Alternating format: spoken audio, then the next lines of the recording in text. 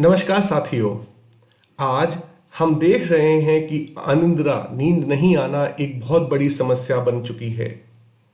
कई लोग इलाज के लिए यहाँ वहाँ भटक रहे हैं। साथियों, आपको जो इलाज लेना है आप लीजिए, अपनी समझ से जो कार्य करना है कीजिए। बस मैं आपको एक अलग पहलू दिखाना चाहता हूँ कि हो सकता है कि नींद नहीं आना एक बीमारी ना हो, बल्कि एक संदेश हो भगवान का कि बेटा तुम रास्ते से भटक चुके हो सकता है कि तुम सही रास्ते पर हो, लेकिन उस परिस्थिति में हो सकता है तुम्हारी स्पीड सही ना हो। शायद तुम सही स्पीड से जा रहे हो, से ज्यादा जा रहे हो, या सही स्पीड से कम जा रहे हो। तो समस्या गलत रास्ते पर चलना भी हो सकती है और समस्या गलत स्पीड में चलना भी हो सकती है। जैसा मैंने पहले कहा, जो भी इलाज आप ले रहे हैं लेते रहिए, लेकिन एक दूसरा पहलू समझने की कोशिश करते हैं। दूसरा पहलू यह है कि हमें नींद का वरदान भगवान देता है। हम स्वयं नींद को नहीं बुला सकते। हाँ, जिस तरीके से हम स्वयं की जीवन को हरण कर सकते हैं, आत्महत्या कर सकते हैं, कुछ इसी तरीके से रात के समय हम स्वयं को नींद नहीं आने पर बेहोश कर सकते हैं। आज बेहोशी के लिए लोग टीवी देखते हैं, लोग गरिष्ठ भोजन करते हैं, कई लोग ड्रिंक करते हैं, कई लोग काफी तरीके के ड्रग्स लेते हैं, लेकिन नींद नहीं कहते उसको बेहोशी कहते हैं। तो असली नींद का वरदान कब मिलता है वह हम इस तरीके से समझते हैं। ये जो ऊपर का हिस्सा है, ये मान लीजिए आप सूर्योदय और सूर्यास्त के बीच की कहानी है, और ये जो नीचे का हिस्सा है ये सूर्यास्त होके शाम से रात, रात से सुबह तक का, सूर्योदय होने तक का समय का साइकिल है।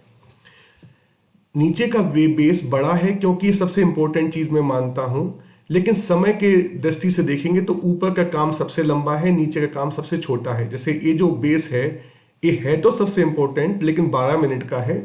ये जो काम है दूसरे नंबर का इंपॉर्टेंट काम है, ज्यादा समय का है। तो समय के नजरिए से ऊपर की एक्टिविटी ज्यादा समय की, नीचे की एक्टिविटी कम समय की। चलिए अब स्टार्ट करते हैं क्या करना है।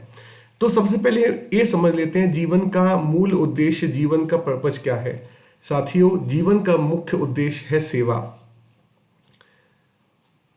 दिन में आधा समय हमें सेवा के लिए आतुर होना चाहिए, और आधा समय अगर हम सेवा करते करते चेतना की ऊंचाई पर पहुंच जाएं तो जो दर्शन हो उस दर्शन को साथ में लेके आराम करने की दिशा में जाना चाहिए। तो आधा दिन हम सेवा करते हुए ऊपर जाएंगे और उसके बाद आधा दिन हम त्याग करते हुए नीचे आएंगे। साथियों, इसके ऊपर मैंने एक हिंदी में ब्लॉग लिखा हुआ है, वो वीडियो के डिस्क्रिप्शन में और कमेंट में पड़ा हुआ है, कृपया करके आप उसको भी पढ़िएगा। तो सबसे पहले जैसे ही हम जगते हैं हमें कम से कम 6-7 मिनट अपने आप को देखना चाहिए, क्योंकि जब हम सो के उठे हैं तो हम बिल्कुल नए व्यक्ति हैं। आप भूल जाइए अब कल क्या थे, क्योंकि आज जब आप सुबह उठे हैं तो बहुत कुछ बदल गया है रात में आपके अंदर। भगवान ने कुछ ऐसी इंजीनियरिंग की है आपके अंदर कि आपके कुछ भाव जो आपके काम के नहीं है वो हटा दिए हैं और आपको कुछ शक्तियां दी गई हैं। तो वो शक्तियां आपको देखनी है।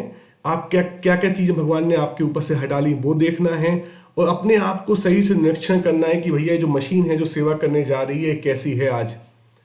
उसके लिए भगवान को धन्यवाद दें। 6-7 मिनट बाद अपने आसपास जो लोग भी आपके साथ सो रहे हैं उनको प्रेम से देखिए, बाहर जाके प्रकृति को प्रेम से देखिए, हवा को महसूस कीजिए, जल से अपना मुंह धोइए तो उसकी ठंडक महसूस कीजिए, सूर्य के दर्शन करके उनको धन्यवाद दीजिए, और इन सबको धन्यवाद दीजिए कि इन सब ने आपको चुना है आप उनकी सेवा करवाने के लिए। यदि किसी व्यक्ति ने, आपके साथी संबंधी परिवार के लोगों ने आप पर विश्वास जताया है, आपको मौका दिया है सेवा का, तो उसके लिए प्रफुल्लित होइए और उनको धन्यवाद दीजिए। उसके बाद गुरु से संवाद करें। गुरु मतलब ऐसा कोई सोर्स जिससे आपकी अच्छी धारणाएं बने। वो किताब हो सकती है, वो आपका व्यक्ति विशेष हो सकता है, वो कोई म्यूजिक हो सकता है, वो कोई नेचर की कोई चीज हो सकती है, कुछ भी हो सकता है, लेकिन गुरु धारणाओं के साथ संवाद करना बहुत जरूरी है। यह आपके लिए औषधि का निमित्त बनता है साथियों। यह आपकी जो भी कुछ गलत बीमारी यदि शरीर में रह गई है तो उसका इलाज करने का निमित्त बनता है। इसके बाद ये मान लेता हूं मैं कि सूर्योदय हो चुका है। आपने सूर्योदय के पहले पहले ध्यान, प्रेम और औषधि ले ली है, आप एकदम तैयार हैं संसार में निकलने के लिए। जब घर से निकलेंगे तो सबसे पहले आपको समाज मिलेगा। समाज में मंदिर जाएं और सेवा करने से मेरा उद्देश्य ये है कि समाज को दिखाइए कि आप मंदिर में हैं, अभी अपने मन के अंदर हैं और अब आप बाहर निकल रहे हैं और आप सेवा के लिए आतुर हैं। तो घर से निकल के जो भी आपको लगे कि मोहल्ले में किसी को नमस्ते कर लिया, किसी को प्यार से देख लिया, किसी के लिए थोड़ी सी मदद कर दी, कहीं किसी को कुछ दे दिया, जो भी जितना भी बन सके अपने जीविकोपार्जन के जो भी आपका जगह है जहां पे आप काम करते हैं उसके रास्ते में जहां मौका मिले वहां लोगों को हंसते खेलते नमस्ते कर दिया, जय राम जी की कर दिया, भैया कैसे हो पूछ लिया, सबसे आंखों में आंखें मिला के स्माइल कर दी। तो इस तरीके से आप उनकी सेवा करते हुए आगे बढ़ेंगे। आपको उनको जब आप ऐसा करेंगे तो आप उनको भी प्रफुल्लित होंगे, उनको भी ज्ञान मिलेगा कि जीवन में सामाजिक जीवन को कैसे जिया जाता है। तो यहां पर आप उनको ज्ञान दान दे रहे हैं। यहां पे सुबह उठने के बाद से लेकर सूर्योदय के बीच में आपने स्वयं को दान दिया, आपने स्वयं को प्रेम का दान दिया, आपने स्वयं को औषधि का दान किया। लेकिन सूर्योदय के बाद आप दूसरों को दान दे रहे हैं। अब आप अपने व्यवसाय की जगह पे पहुंच गए, अपने ऑफिस पहुंच गए हैं। अब आपको जो भी आपका साथी मिलता है, जिसके साथ आपको बिजनेस करना है, जिसके साथ आपको काम करना है, उसको आहार दान दें। आहार दान साथी क्या होता है कि जब हम मिलके काम करते हैं तो काम तो एक बहाना मान के कीजिए, जितनी सक्षमता है उसके साथ कीजिए, लेकिन ध्यान रखिए दिल में कि जब साथ में काम कर रहे होते हैं तो हमें अपने साथियों को प्रेम और ध्यान देना है। मनुष्य का मूल आहार जिसकी उसके भूख है साथियों, प्रेम की ही है, ध्यान की ही है। तो आप समाज के अपने काम करते जाइए व्यवसाय के, लेकिन कोई आपसे जब आप किसी को कुछ बेच रहे हो तो उससे उसका क्या फायदा होगा वो अपने दिमाग में रख लीजिए, उसकी आंखों में आंखें डाल के उसकी बात ध्यान से सुन लीजिए। तो आप ऐसा करते हुए लोगों को आहार दान देंगे। जब आप ऐसा करेंगे तो दिन के समय मान लीजिए 2-3 बजे के आसपास ठहर के देखिए कि आपका चेतना कितनी ऊंचाई पे पहुंच चुकी होगी। उस ऊंचाई पे थोड़ा रुक के 10-20-30 मिनट रुक के अपने अनुभवों को खुद अंदर आंख बंद करके झांक लीजिए। तब आपको संसार का स्वरूप नजर आएगा। अच्छा बुरा जो भी महसूस होगा वो अच्छा बुरा आपको लग रहा है, लेकिन है तो वो सच्चाई। इसीलिए संसार को ठहर के देख के जो भी ज्ञान आए उसको अनुभवन में लेके अब नीचे उतरने की तैयारी करते हैं।